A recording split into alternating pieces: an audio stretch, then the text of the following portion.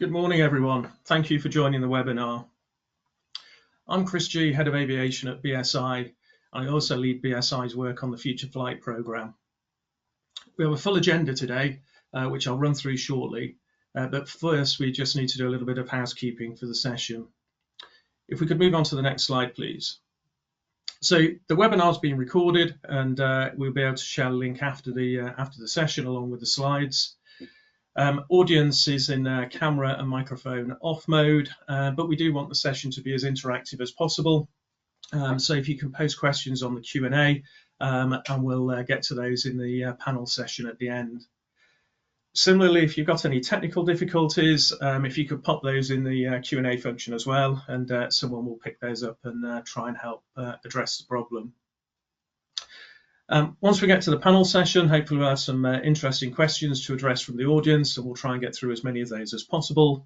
And then finally, this is a CPD recognised webinar, so please do stay on the end to ensure that you qualify for the CPD award. If we could move on to the next slide, please. So this is what we'll be covering today. So we've got Mike Gadd, who's the technical author for the standard. So he'll be providing an overview of the standard and then dive into some of the content and how the standard can be used. Then we'll move on, and we've got three industry experts who'll share their insights on how innovators are navigating the aviation sector at the moment. So we'll hear from Annalise, who is the CEO of RPAS. So RPAS is a trade association for drones, and they provide support and advice to their members. So Annalise will talk a little bit about the importance of standards for operators and how PAS 1905 could help RPAS members and the wider future flight community. Then we'll hear from David Cleaver. So he's the CEO of Volant Autonomy. And Volant have used industry standards to help underpin the development of their technology and solutions. So David will talk a little bit about how they've done that. And then finally, we'll hear from Nick Bates. So Nick is the managing partner at Aerospace Accelerated, and Nick also heads up innovation and accelerators for Boeing, so supporting new entrants and scale-ups within the sector. So Nick will provide insights on how the standard supports collaboration through the supply chain in aviation, both looking at it from a perspective of SMEs as well as large corporates. So each presenter and panelist will give a short presentation, and then that will lead us into the panel discussion and the Q&A session. So for the past 2 years, BSI has been delivering a standards program as part of the Future Flight Challenge. So our objectives have been to accelerate innovation and commercialization of new technology and services. So our program is broken down into 3 areas. So we're delivering a standards landscape and roadmap, developing standards to support the sector, and then also raising awareness and engagement around standards. So PAS 1905 that we're talking about today is one of the standards that we've developed through the program. And the standards all about building a common understanding of a number of key topics. So these include helping innovators understand policy, regulation and standards, supporting scaling and industrialization of future flight technologies, and then looking at how we introduce safe and efficient operation of new aircraft such as drones and eVTOLs. So aviation is a safety critical regulated environment.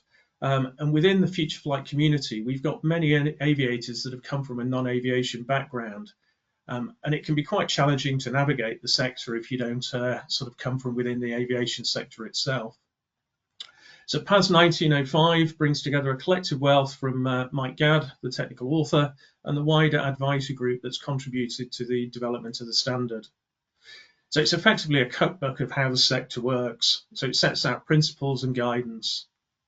So I don't want to go into any more detail really and steal Mike's thunder on the content. So I'll stop there and hand over to Mike, and Mike can take you through the standard in a little bit more detail. So thank you, Mike. Thank you, Chris, and good morning, everyone. As Chris outlined, the objective that we set out to develop this standard was very much about providing an overview of the regulatory environment. As Chris said, aviation is a highly regulated, safety-focused environment, and newcomers to the industry perhaps are challenged in understanding very much how the system works, who they should engage with, and how the complexity of legislation and requirements and standards fit together. And an often asked question was, um, why, if I have an approval, can I not do something somewhere else? So, with that in mind, we were asked to develop a guidance standard that would provide that overview of the aviation regulatory system, its key principles, very much about how it works, so that um, almost anybody in the innovation sector that haven't an experience in aviation before can understand how things progress through the life cycle from initial design and concepts through test and evaluation, and then into product and service and so forth. So it tries as a standard to walk through that life cycle and show the differences between what you need to achieve these things. It also goes into a little bit of depth about the total aviation system. So it starts to show everything from the international construct and how that works down to the local and what is appropriate for each type of entity that is involved in the system. And the idea behind all of that is having an understanding around the system itself, but also what is expected of the individuals within the aviation system and how they engage with the many regulators that are out there and why there are so many regulators. So a little bit of expectation setting around that partnership that is between the industry and the regulator and how that partnership is expected to work. And all of that is aimed at therefore providing the information that will help support routine operations, so moving from research development, test evaluation, and into day-to-day routine operations. In what is the airspace may look a big blue sky, but there are lots of other organizations and aircraft trying to share that. So it's how does it all come together to operate safely? And from that, hopefully, it will then support and enable the scaling and the industrialization that everything is aimed to do in what is a commercial industry.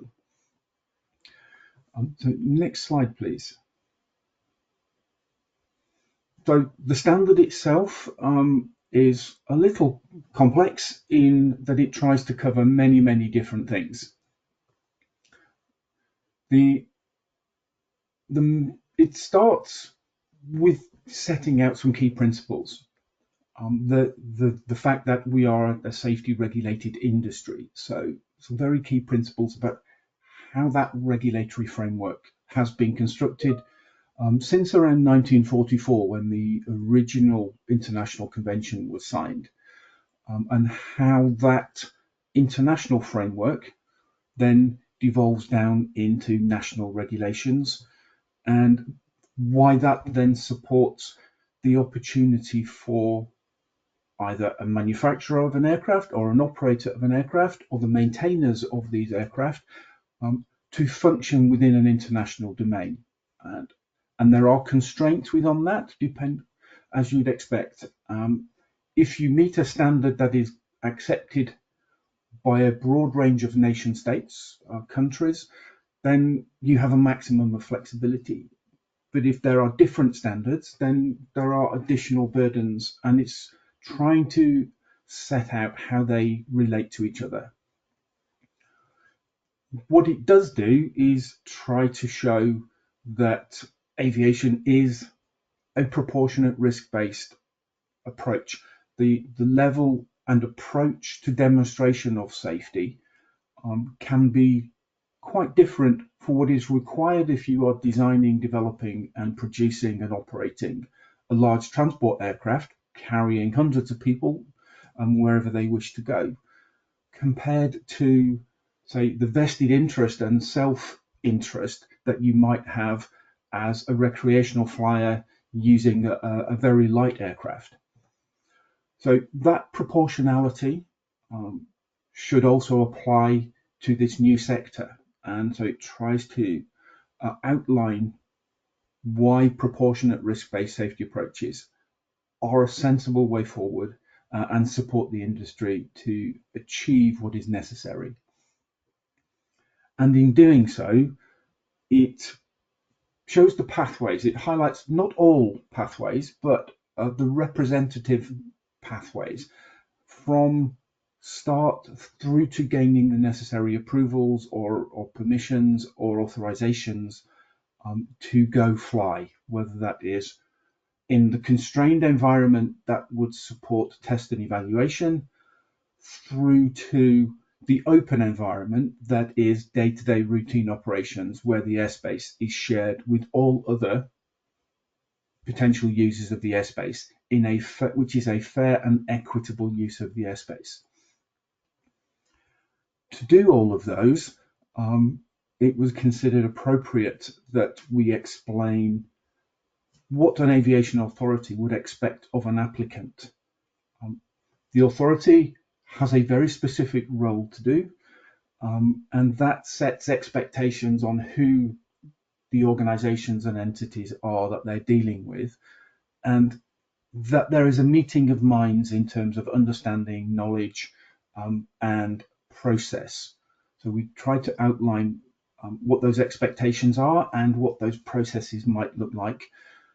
Clearly, processes evolve and change over time, but the principles of knowledge and skills and understanding that an organization should have in order to have an appropriate level of technical dialogue with a competent authority is tried to be outlined and explained.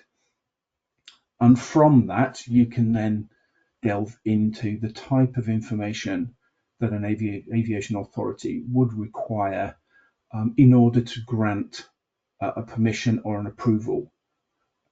And we've gone into quite a lot of detail in the basics of the safety oversight process and the types of arguments and demonstrations for making a safety claim or a safety demonstration. So there's some principles as to how that works. It does not go into a vast depth of how that should be done, but it gives a highlight on why and the processes that might be used to say what is an acceptable level of safety. And that is important because one of the expectations with the regulator is that this is a partnership and they have a role to play, as does the operator. So having a common understanding of what we are trying to achieve and how that is being planned to be achieved is of great importance if we're going to do that in a timely and therefore cost-effective way. And then the final section of the standard is a simple table, but what it tries to do is summarize the type of safety considerations that you would need to think about in building a safety case to be put in front of a regulator.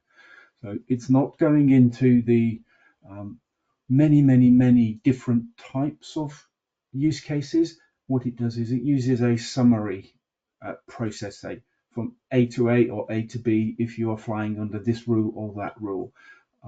And so it should at least give a guide to the type of operation that somebody wishes to undertake and the type of things that their safety arguments really should build from. I think that's my last slide. If you want to move on, please. I will hand over to the rest of the team. Thank you. Hi, Mike. Thank you for providing that overview. Really helpful. Sort of explaining the content of the standard, but also sort of how to use it as well. And I'm sure we'll dive into that in a little bit more detail as well when we get into the panel and Q&A. Interesting the way you describe the sort of partnership as well with the between the sort of applicant and the regulator. And again, I think that would be something to maybe dive into and explore a little bit later as well. Thanks for that, Mike. So now we've got the presentations from industry. So we've got the three industry insights, and they'll give a quick presentation and an introduction, and then we'll move into the Q&A. So we've got Annelies from RPAS, we've got David from Volunt Autonomy, and then we've got Nick from managing partner at Aerospace Accelerated, and also heading up innovation and accelerators at Boeing. So if I could hand over to Annelies, and we'll flow through these presentations now back to back, and then lead into the panel session. So thank you, Annelies. Morning, everyone, and thank you, Chris, for having us on this panel. So at RPAS UK, we are the trade body representing the UK drone industry. We are clearly in favor of standards because we think it can help grow the industry and innovation. As part of our membership, we actually have both UAS operators and technology providers. So I'll try and briefly cover the benefits from both sides. When it comes to UAS or drone operators, I mean, they are regulated, they know it very well because they've got an approval. Having said that, even if they are in the market, as discussed, regulation can be kind of complex, and it's difficult to have the broad overview that PAS 1905 is actually providing. And if we're looking at our membership surveys that we've just published, adapting to or anticipating changes in regulation is still the #1 challenge raised by our members. So PAS 1905 will be a clear benefit for US operators today. It will also certainly help innovators as part of UAS operators because it gives that overall view, essentially from crewed aviation, that Mike described. And I'm not saying that we should replicate crewed aviation into UAS regulation, but for innovators, it's important that they understand what is their playing field and what is the background of their aviation authorities so that they know how to play the game. For UAS operators, standards are for us a way to get efficiency, productize approvals so that we don't do mission by mission authorization applications, but we can go generic, so having generic applications using standardized approaches. And that would help efficiency in the industry. Now, if I look at our other members, the technology providers and the UAS designers, it's of course very important for them to understand their regulation because they must integrate regulation into their product strategy. Their product must fit into the boxes that are provided by regulation. Otherwise, they won't sell or they will sell very little. And when it comes to standards and best practices, it's actually one of the best tools to shift from prototyping to a genuine product that can scale and become industrialized. So design with robustness in mind is essential to product success. So for those different reasons covering different parts of the industry, we are clearly glad that the overview of the aviation safety system as discussed and presented by Mike exists. So with those few introduction words from the industry, I'll welcome any question during the Q&A, and now I will hand over to Dave.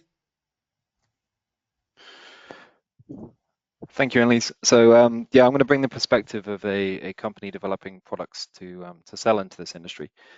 And in particular, I'm going to focus on how standards support development of these products. And I'm going to give the example of two products we've developed and also an example case study of how we put this into practice in an integrated traffic management system. So the two products I'm going to describe as example are VIA and Trajector on the slide, and both have an impact on safety. VIA is about strategic deconfliction, so keeping uncrewed apart from each other. Traject is about DAA, so detect and avoid, keeping uncrewed separate from crewed aviation. And so the regulator will be assessing them to a lesser or greater extent as part of the operating safety case. Now, developing products like this, you could choose to ignore standards and do your own thing, but think about it from the regulator's perspective. They are going to have to assess this, and they don't have the capacity to assess novel safety critical technologies. Instead, make their lives easy. By following standards, you make their lives easy, you make the approval process easy and fast. And what you're effectively doing is you're bringing all of the work and all of the due diligence that the standards body have done in developing these standards into your product. And that can be substantial. So Traject, for example, is an ACAS DAA system. And that means we brought the years and tens of thousands of hours that RTCA have put in developing ACAS into our product. And we wouldn't be able to afford to replicate that level of work. And so one of the primary benefits of following standards like this is it makes the regulator's life easy, and it makes approvals easy, and it therefore makes your product more valuable. And so focusing on VIA instead, so in VIA we did exactly this. So VIA is a risk minimal, SORA compliant, strategically deconflict planning tool. And one of the core things it's done is SORA. So SORA is specific operational risk assessment. It's how you would get operating approvals at the moment in EASA's airspace, Canada, Australia, and the CAA is adopting it next year. And what SORA fundamentally is, it's an acknowledgement of the difference between crewed and uncrewed aviation. With crewed aircraft, there are always people on board. At a minimum, it's the crew. Possibly there's hundreds of people in the back. And so if there's an accident with a crewed aircraft, there's a very high likelihood of loss of life. And so we certify them to a very high standard, and that's why the aviation system is so safe. With uncrewed, they're fundamentally different. There is, in an uncrewed system, ignoring the eVTOLs, there is nobody on board. And so instead, it's what they hit that matters in that accident. And so that could be on the ground, it could be in the air, but it means operational context matters. And therefore, if you're flying a long way offshore, miles away from any ground or air risk, then it's a low sail, so a low system assurance integrity level is acceptable. If, however, you're flying over the centre of London near a vertiport, there's high ground risk, high air risk, high software assurance, system assurance integrity level is appropriate. And so this sail or the quality of your platform determines where you're allowed to fly, and it's literally geographically mapped as in fly, no fly regions. And that's SORA. And so in VIA, core things it does is it's a standards mapping tool. So we're not just compliant with SORA, we're actually geographically mapped regions of where you can fly. And so clearly in developing that, the SORA standard was critical. And I tend to divide the standards into three types. There's data interoperability. So you are supplying a product into this ecosystem. You're supplying a component of the system. Data interoperability defines what you do in terms of inputs and outputs. Then there's performance or functionality. So that describes what happens within your box, within your component. And then there's assurance, which is how you demonstrate that your product complies with those standards for performance or data interoperability. And so in developing VIA, we've been very careful to make sure that we stay standards compliant in doing it, because that makes the regulator's life easy. And the same thing with Traject is a detect and avoid solution. So it is safety critical. It's how you keep two aircraft apart from each other and safely separated. And so we followed the ACAS, SXU, RTCA MOPS exactly, and we'll be demonstrating compliance to it following DO 178C, which is the recognized aviation standard for software. And this standards-driven development was critical. I mean, a recent example is as a case study is the Alias flight trials, where we demonstrated an integrated traffic management system. So crewed and uncrewed aircraft flying inside the same airspace, safely separated through technology. And this required, I think that all the logos are on the bottom right here, 11 companies to work together. And 6 of those we had to integrate technologies. And so data interoperability was particularly critical in that case, because we had 6 different systems all integrated, working together, provided by 6 different companies. And in the future, I would anticipate you're going to see national or potentially international integrated traffic management systems. And if you want to ultimately sell your products into that ecosystem, then you need to be compliant with these standards so that you can demonstrate the data interoperability and the performance and functionality meet those standards so that you can work with the other providers. So the two primary benefits from my perspective are firstly, faster regulatory approval, which is critical in an aviation product. And secondly, the ability to sell into an ecosystem like this. And on that, I'll pass on to Nicola.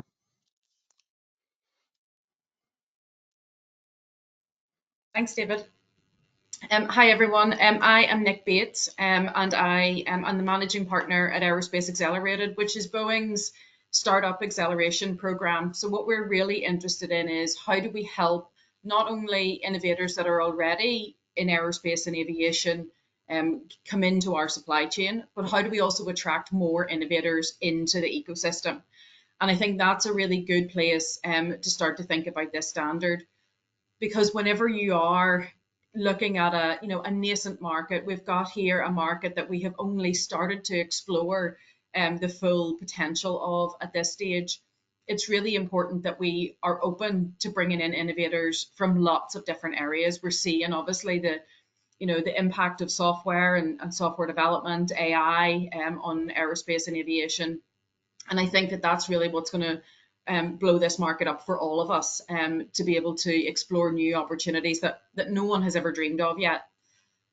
So for us, getting involved in the development of this standard and this advisory paper was really thinking about how do we speak to those who don't necessarily come from this background? How do we give them that first insight into what it takes to be successful in this world? And how do we ensure that they're coming in fully minded of the risks involved and the things that are important to us all as aerospace experts? So for me, we were thinking as a first step around those new innovators coming into the ecosystem. But then also increasingly what I've discovered is that as an investor in early stage companies in this segment, I get asked a lot by other investors who are looking at this space for the first time. And they also fundamentally are afraid. They are unsure of what that regulatory landscape looks like. So seeing that laid out through this paper was really helpful for them to orientate themselves with how this works. What are the risks that they are taking as an investor into this segment? And what should they expect to see? So as we think about that across across those two lenses of both the new innovators coming in or current innovators in the market, but also the lenders and the financiers of those companies that are actually going to help us make it real, it's really important that they all have at least a basic understanding of what that roadmap is going to look like. What are those risks that we need to consider? And also, what is the standard? Where is the bar? To help them get a feel for how they're assessing companies as they come through. So I think that was kind of my core focus around this. But also, obviously, from a Boeing perspective, we're also looking at this and saying, okay, how do we ensure that those that we're bringing into our ecosystem actually understand the rules of engagement, actually understand what's expected and required in order to be safe and secure in this sector. So for us, being able to support that, not only from the innovator side, but also bringing the corporate and the larger manned aviation perspectives onto this, I think is really helpful, because at some point we have to work out how these two things are going to, happily coexist. And, and David hit on that earlier in his presentation. I think that it's really important that we understand that none of this happens in a vacuum, and there are lots of regulations and standards already in place. So helping this, first of all, sit in that environment, and second of all, helping others see how this all fits together becomes really important. And I think that's what will really drive the success and the growth of the sector overall, is everyone understanding where everyone else is coming from, who the stakeholders are, and what are the things that we need to achieve. And then obviously from a Boeing perspective, we're very much looking at this from a global perspective. So, really important that we don't just isolate ourselves thinking about, okay, well, what happens in the UK and what are the UK regulations? Because I think, as any of you will recognize, when you're in aerospace, that there isn't a one country approach. You always have to start with a global mindset, because that's the nature of what we do. We connect countries and regions around the world. So we have to think about this in that wider global context of how does this fit in our immediate environment, but also how will this interact with those other jurisdictions and regulatory frameworks around the world. And I think even just setting out what our platform is, what our environment looks like, and providing those kind of basic underlying principles under which we're operating. I think when you go and you look at those based on any other geography around the world, it's very similar. So I think that it's important to understand that what we're trying to do is set a standard here that will be a good benchmark, not just for as you start to build out in the UK, but also in that wider context and how that will flow as you grow internationally as well. So for us at Aerospace Accelerated, just really important that we play our role in helping everyone get up to speed on this and provide access to resources that will help set that scene and help people get that understanding. And also as a bit of a signpost to say, okay, here's where you start, and then helping people move forward from there. Where do you go next? And how do you ensure that, as David pointed out, when you're building out a company, when you're building out a new capability, that you are following that pathway to ensure that you're building something that can be commercially successful at the other end. What we don't want is a lot of new enthusiastic innovators coming into the ecosystem and failing. We know that the barrier to entry to our sector is extremely high, and we want to do everything that we can to reduce that barrier, but to do that in a way that ensures safety and quality across the whole ecosystem. So we're really keen to support with ideas, with signposting, and with even just that someone to bounce an idea off, or to ask for some help in finding an expert to help guide you. So we're really open to questions and thoughts on that. For this panel discussion, please do feel free to ask difficult questions. I know that everyone on the panel is really keen to get to the heart of some of the challenges that you all face here, and everyone is really open to discussing that in a really open and frank way, because we know that this is difficult, and that was a large reason why this PAS was put together.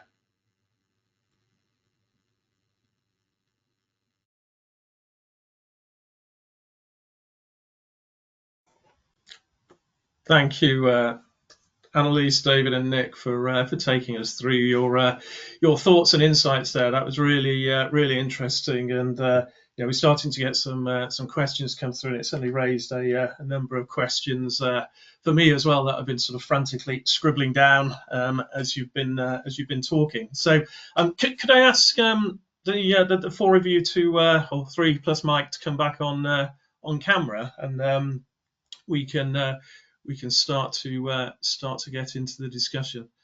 There we go, Mike. So can I just start with, I guess, Nick, your final point there was really talking about the sort of domestic versus international landscape for aviation. And I just wonder, it'd be good to get thoughts really on, how should innovators sort of tackle, developing new products and services where we're in a sort of, regulatory environment that's merging in different countries at different paces and not always necessarily 100% aligned. So for example, in Europe we've got, the use space in terms of sort of how drones will operate over in Europe, and then in the UK we've got much more integrated airspace concept that we're working towards. So what advice would you give to people in terms of how do you kind of pick, to make sure that you're targeting the market that you want to initially operate in, but not sort of preventing yourself from operating in broader markets? Yeah, well, I can certainly kick that off, and I think David, you probably have a lot of strong thoughts on this one as well. But I think that ultimately that's a business decision, really, in the sense of thinking about where is the market opportunity and what is the timeline to get there, and is there funding available to help you get there? Can you stay alive long enough? And I think that a lot of that is around managing that uncertainty about how quickly is a regulatory environment going to progress. Is the availability of funding actually going to be available? There's a lot to consider there. But what I would say is what's important is that, whilst there is, a, a level of divergence, there's also a huge amount of commonality.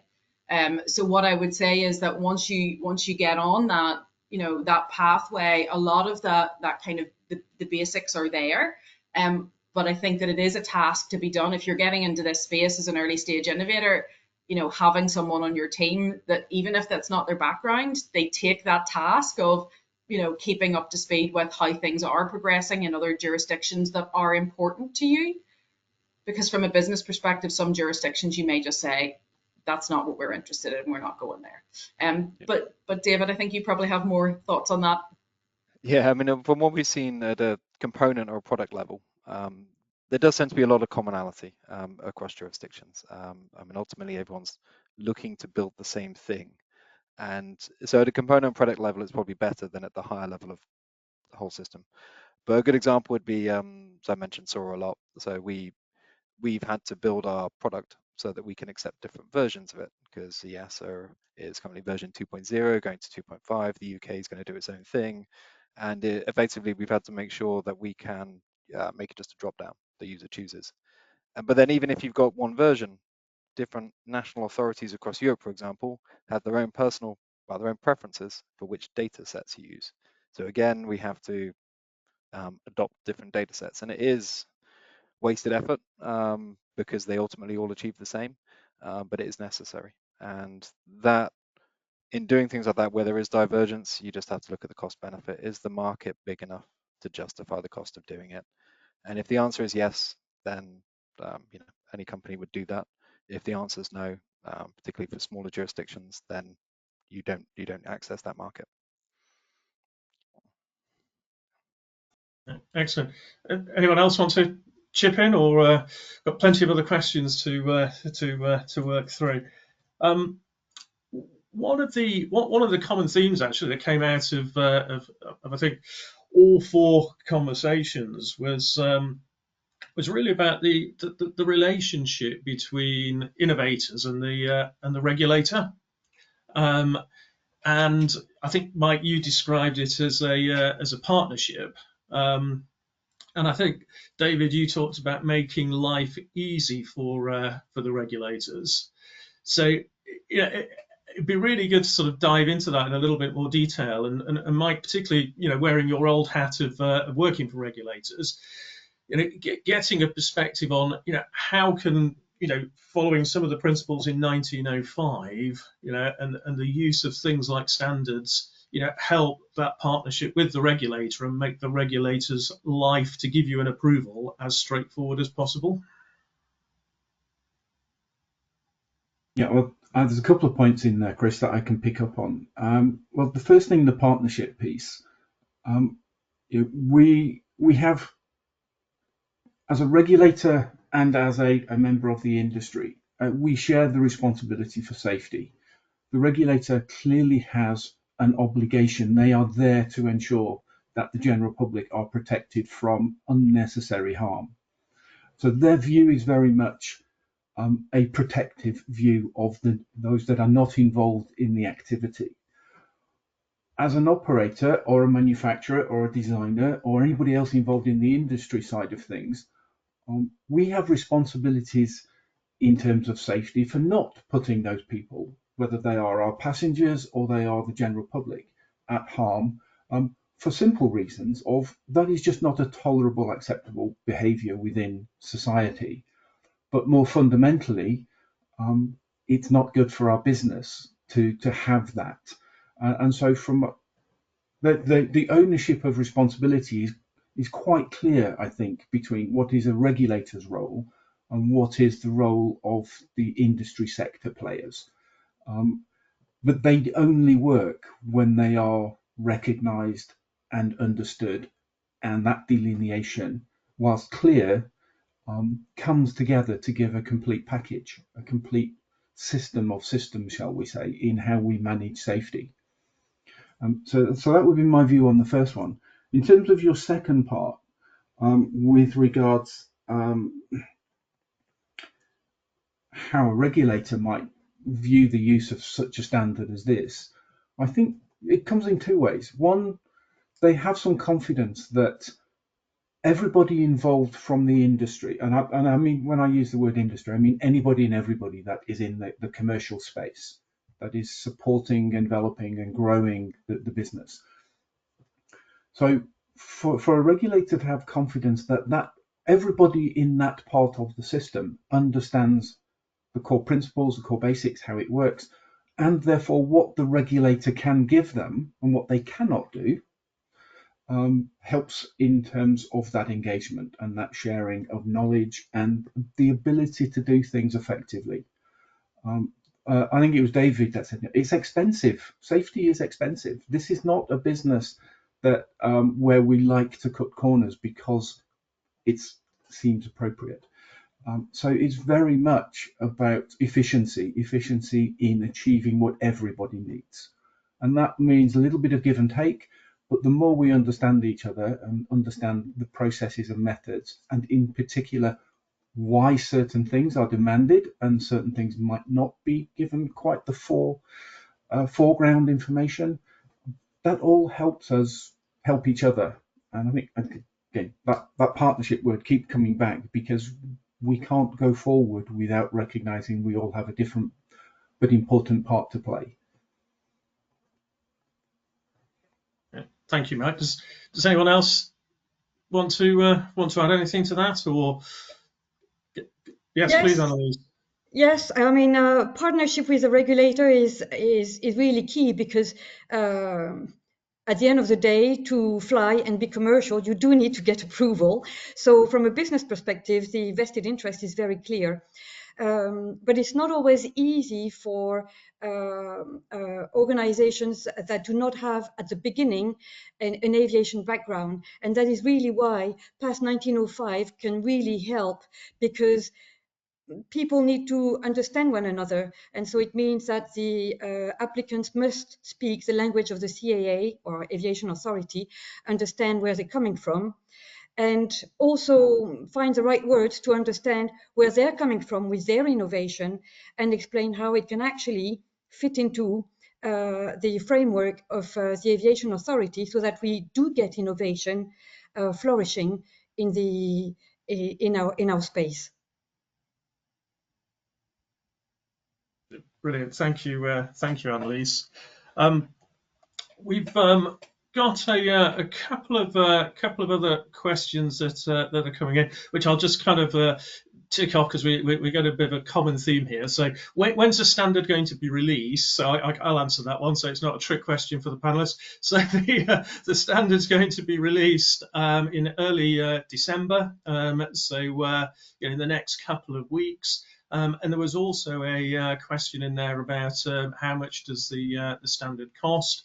So the standard is a PAS, and it's been funded by UKRI. So the standard is actually free to access to everybody.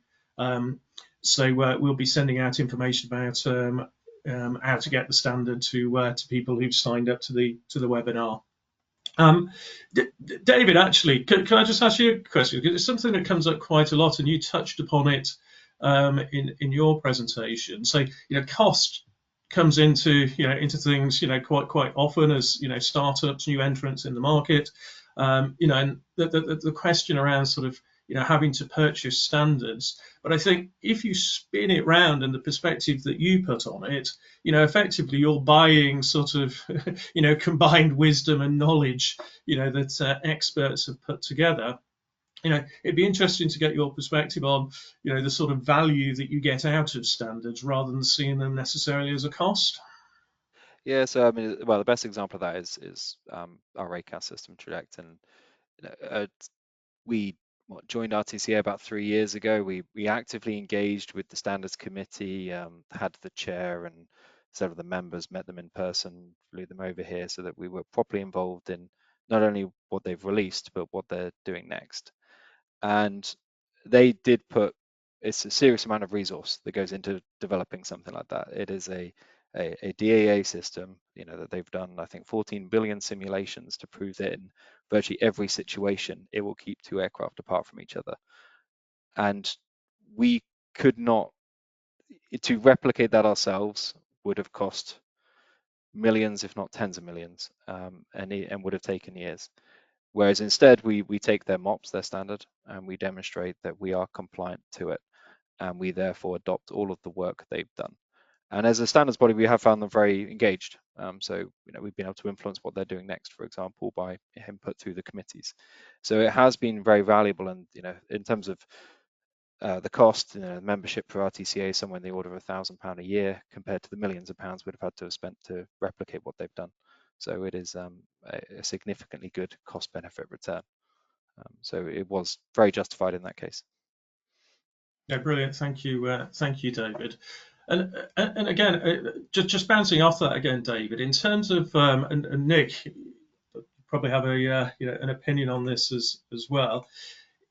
How when you're sort of developing new products and services, do you understand what standards are going to be relevant? So we've produced a standards landscape where we've tried to sort of simplify what standards are out there that are relevant for innovators in the space.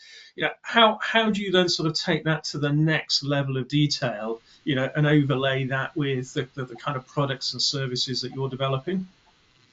Well, I think that is and I think this goes back to your question about, the investment in standards, is that if you want to be successful in this, in this environment, you got to know the ecosystem, you got to know the parameters under which that you're going to operate in. So I think that the investment in that, getting to know your way around is just like anything else. You got to know what the rules of engagement are, and you got to know where you're trying to go. And I think as innovators in this space, that is where that entrepreneurial spirit comes out. You get all of the rules of the road engaged, and you find the shortcut, you find the way through, you find the opportunity in all of that to do the thing that it is that you want to do.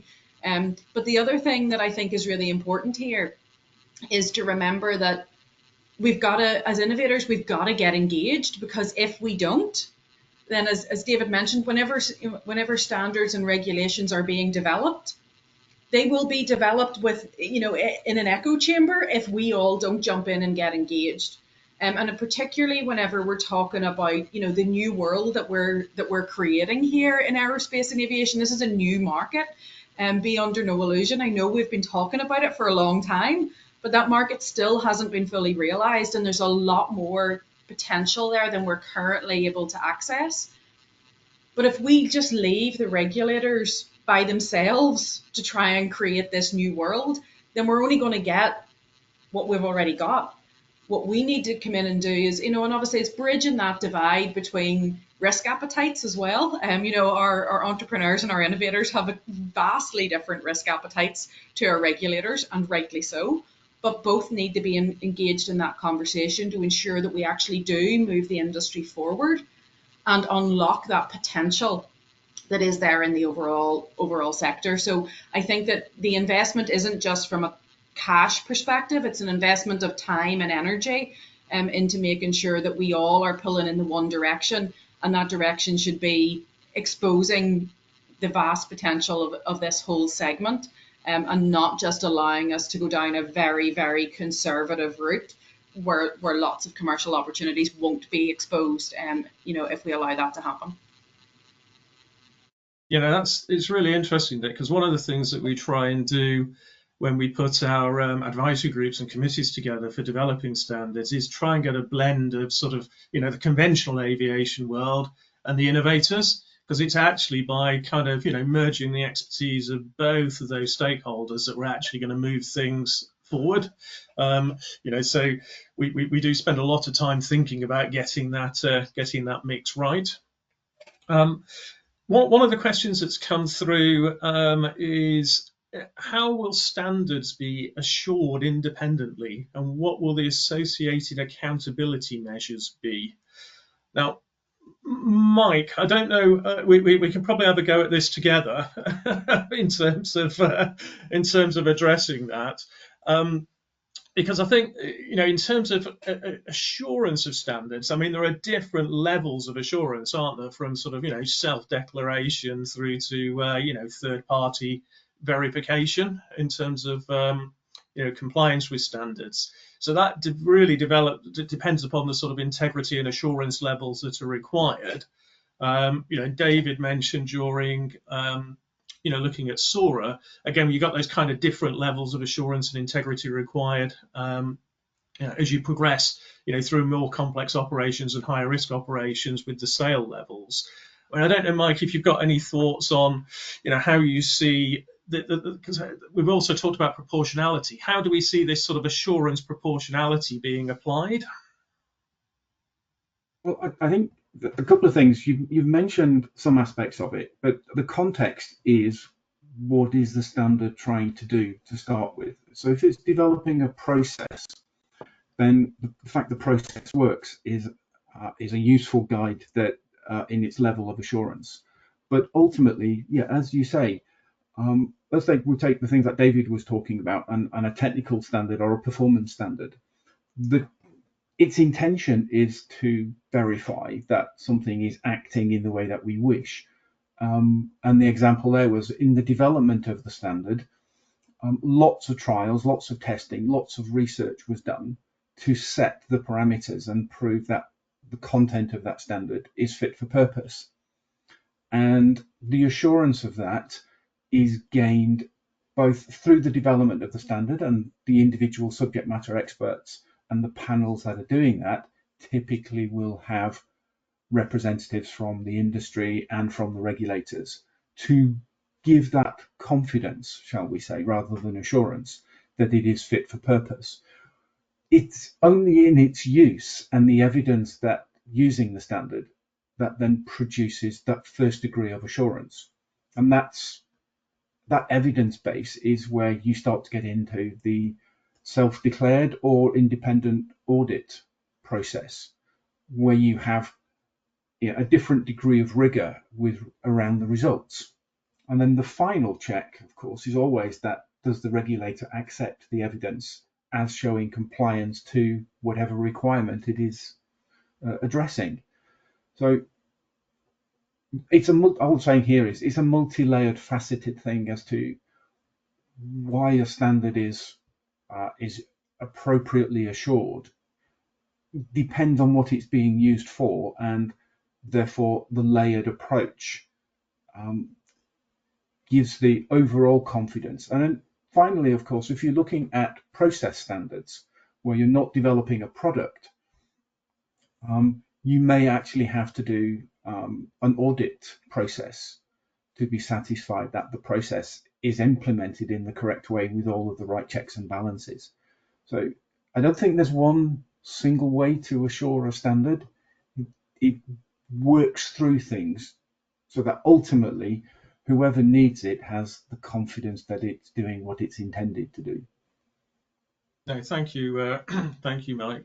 I mean, it's interesting as well because we always say, there's kind of stages that you can go through with standards, I guess, in terms of, as we said, the assurance levels. But one of the things that we do think, we can, where standards can definitely help organizations like Nick, like yourself, where you're trying to, invest in new entrants and innovators, it's kind of getting some of those baselines right. So, have you got a quality management system in place? Have you got a safety management system in place, cybersecurity, etc.?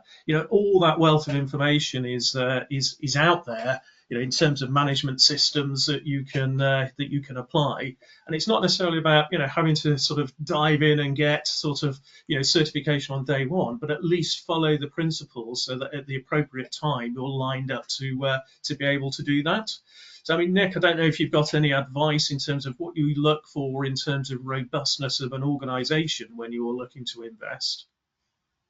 Yeah, I was kind of laughing, Chris, when you said that, and that a lot of the companies that I see, if I said, "Have you got a safety management system in place?" they would say, "What?" So with these startups, a lot of the times none of this stuff is in place yet, and it is that very basics of starting to help them understand what that looks like and making sure that that is proportionate to the stage that they're at for the company. Because also what we don't want to do is have them, overburdened by their own bureaucracy at a very early stage. So it's helping them understand what do they need at the various stages and what is it, where are you aiming towards? Because I think the worst scenario you can get into is when you've gone so far down the line, you've done so much development, and then you're like, oh, now we need all these systems in place. And trying to retrofit that is a nightmare. So I think that it's helping understand what that needs to look like today versus how we're going to get to what it needs to look like when we get to prime time, and making sure that that development pathway in terms of the company is in place, as well as the development pathway for the product, because the two things are, one is as important as the other. That you cannot function without both in place at the end of the day. But we also have to be very mindful of making sure that the innovators can actually innovate, and they don't spend 23 hours out of their day doing paperwork to justify the innovation. So it's getting that balance right early on, and really understanding what is critical today, but also being very mindful of what we're going to need as we further mature the product and the testing of that product. Yeah, no, thanks. Yeah, I saw David. You were chuckling through bits of that. So, Yeah. you talked about DO178, so software assurance, and obviously there's a kind of an investment in terms of using, and applying something like DO178. What was the kind of trigger that you kind of got to where you said, this is the right time now to start thinking about, applying, software assurance principles? And ultimately, it's because it was necessary. So yeah, we aim for effectively the minimum amount of process necessary for what we're trying to achieve, and what you're trying to achieve does depend on the operational context. If you're doing operation offshore and that's your target market, then unless you're doing something exceptional, it's low sale, it's self-declaration, and so you don't need masses of process for that kind of operation. If, however, you're looking to sell more generally for doing more advanced things onshore, that kind of operational environment, or larger platforms, then you're going up towards certified. And so, yeah, we were targeting that market, and so we needed to do DO178C. We've built a safety critical team, and they do spend a lot of time on process, and it does slow development down, certainly, but it is necessary to be able to prove that compliance to the standard so that the regulator is able to approve it for operation. Because without that, you don't have a product, you have an R&D project. But yeah, it is expensive. Brilliant. Thank you, Chris, David. can I just Yeah, add? yeah, sure. Yeah, Yeah. I think David's just nailed part of it in that, in his last statement there, that you have an R&D project if you can't assure it. The decision point as to when the processes get to become burdensome is when you're going to have to demonstrate something to a regulator.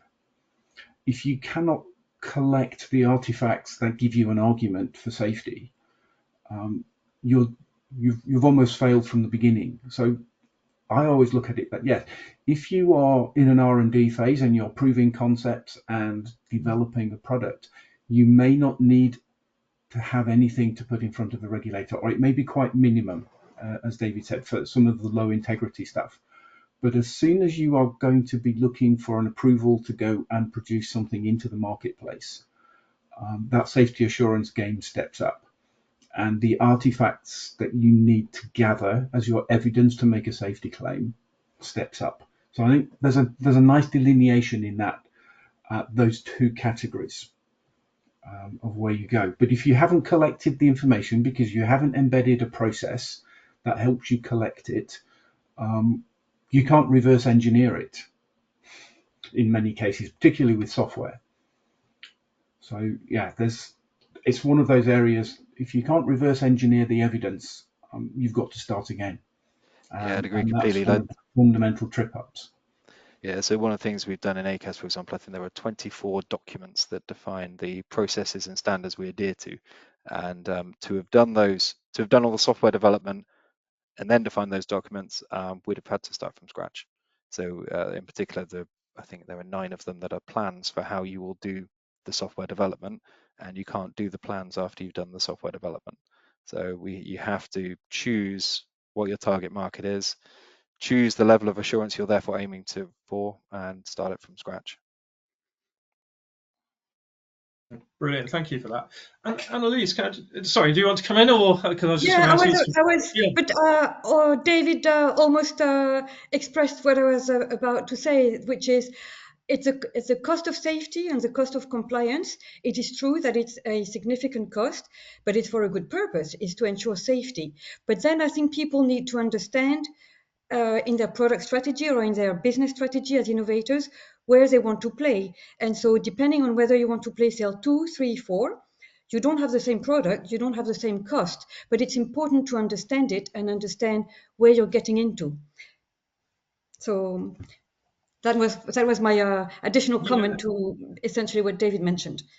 No, thank you, Annalise. I just want to pick up on something that you mentioned earlier as well. So, what we see, I mean, in other sectors, we see that the regulators are more kind of definitive and explicit about the standards that they recognize as means of compliance. And not being prescriptive, because there's always alternative means of compliance that you can apply, but actually having a standard that if you meet compliance with that standard, you're in conformance of the regulation effectively.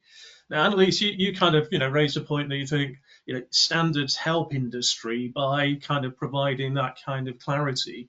Do you think it would be helpful if the regulators we're a little bit more definitive about the standards that they are looking at? So, for example, the DAA policy concept document that was out for consultation recently, that explicitly sort of mentioned a number of standards to do with detect and avoid, which I think industry found quite helpful.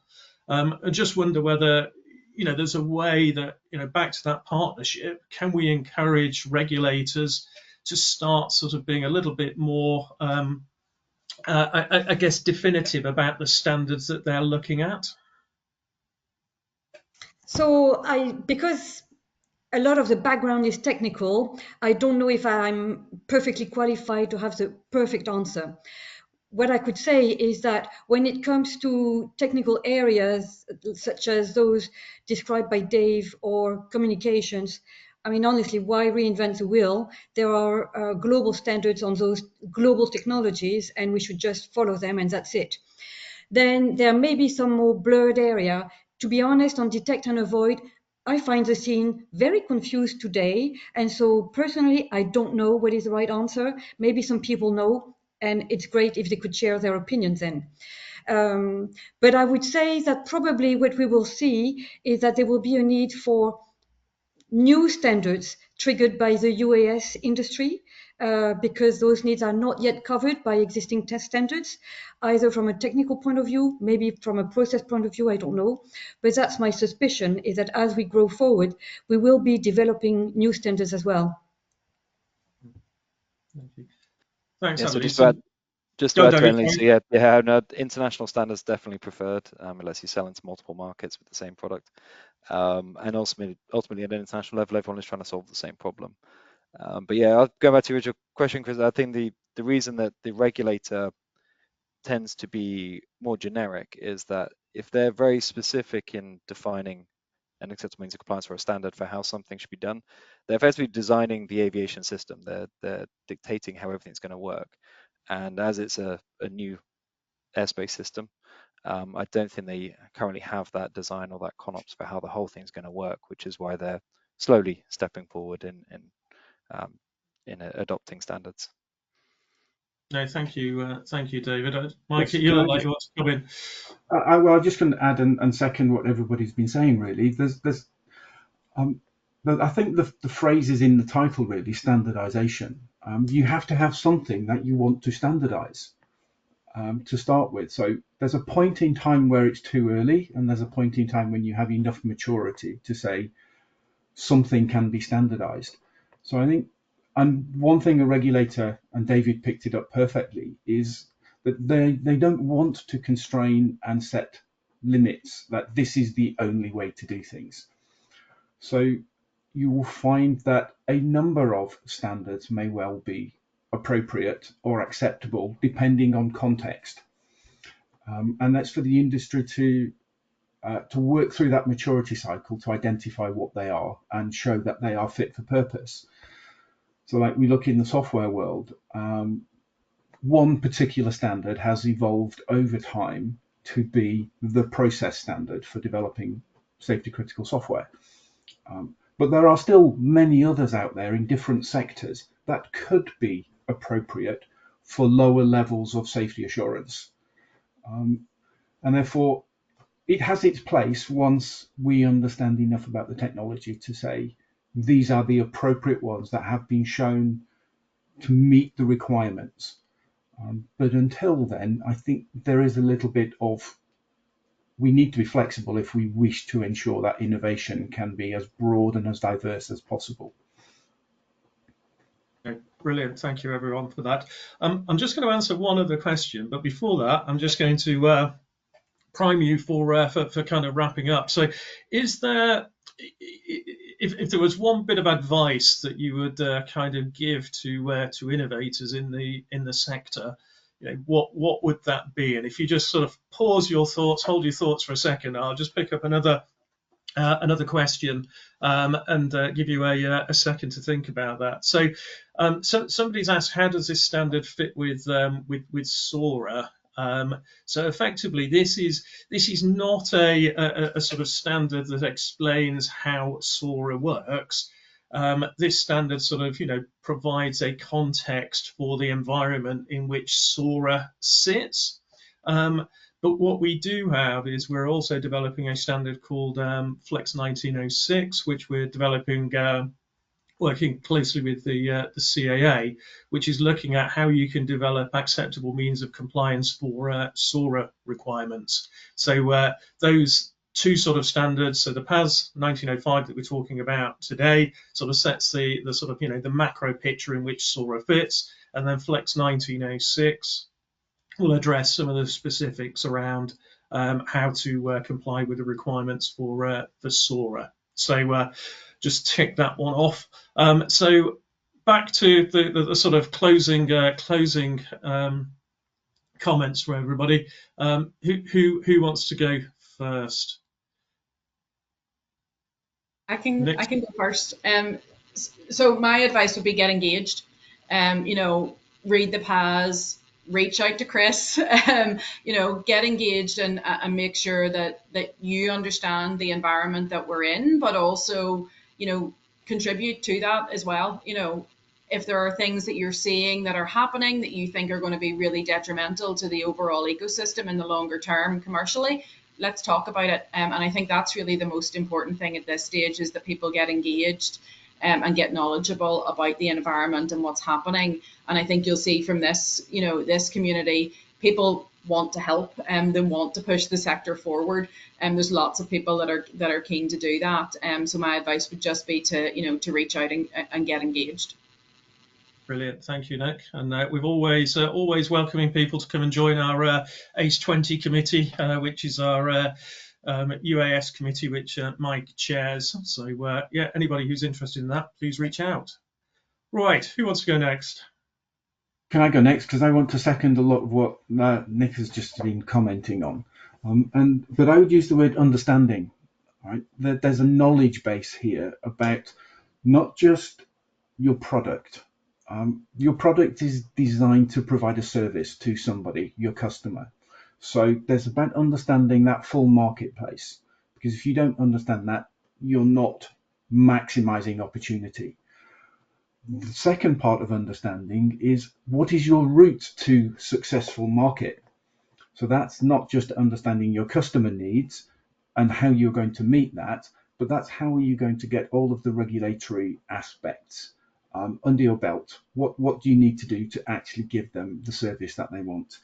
And from that, then there's the last part I would phrase is always that bit about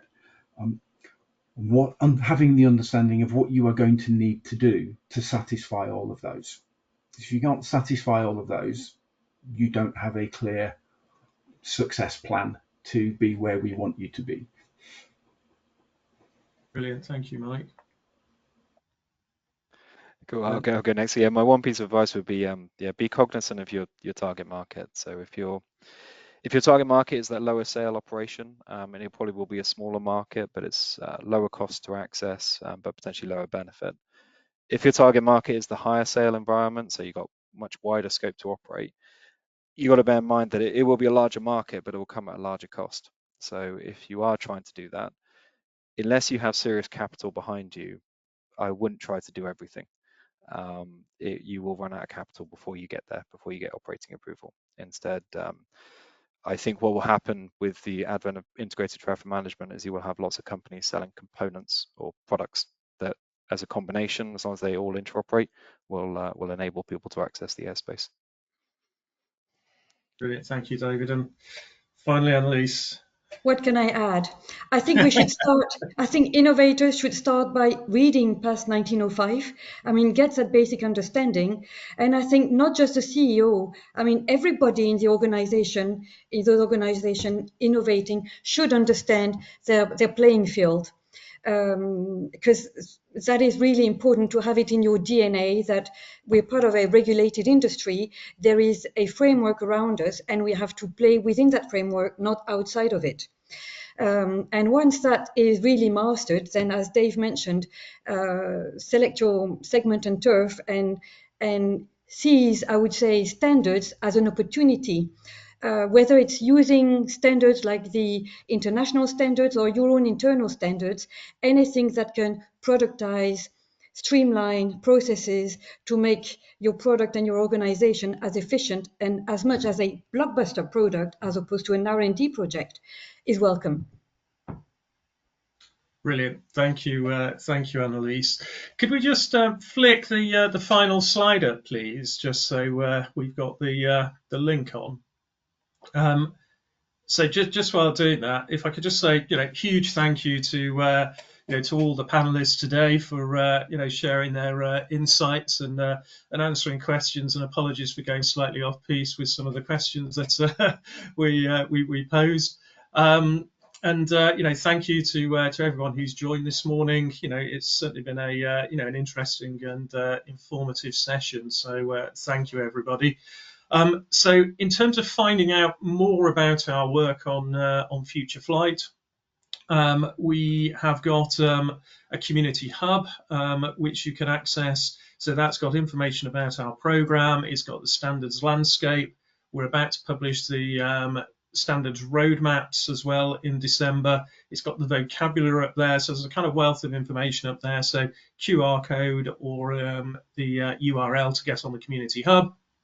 And then finally, PAS 1905 will be published, as I mentioned earlier, over the next couple of weeks in early December, and that's free of charge and will be accessible from the BSI website.